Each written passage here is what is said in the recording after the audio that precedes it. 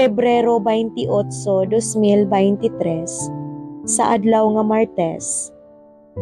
Pagbasa gikan sa Santos nga Ebanghelyo sumala ni Mateo. Si Jesus miingon sa iyang mga tinun-an, "Sa inyong pag-ampo, ayaw daghana ang inyong mga pulong, ingon sa gibuhat sa mga pagano, nga nagunahuna nga dunggon sila tungod sa taas nilang pag-ampo.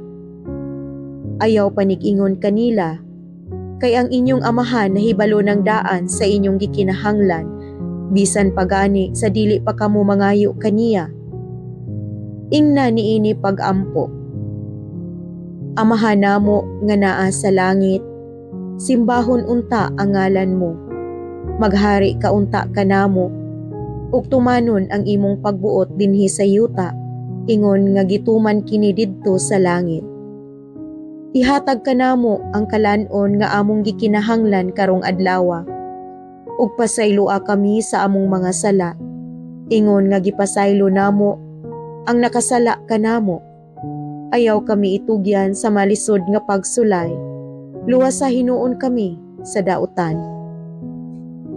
Kay imo ang gingharian, ang gahom ug himaya hangtod sa kahangturan. Kay kun pasayloon ninyo ang nakasala kaninyo, pasayloon usab kamo sa inyong amahan nga atoa sa langit. Apan kung dili ninyo sila pasayloon, dili usab kamo pasayloon sa inyong amahan nga atoa sa langit." Ang Ebanghelyo sa Ginoo. Daygon ko ikaw, O Kristo.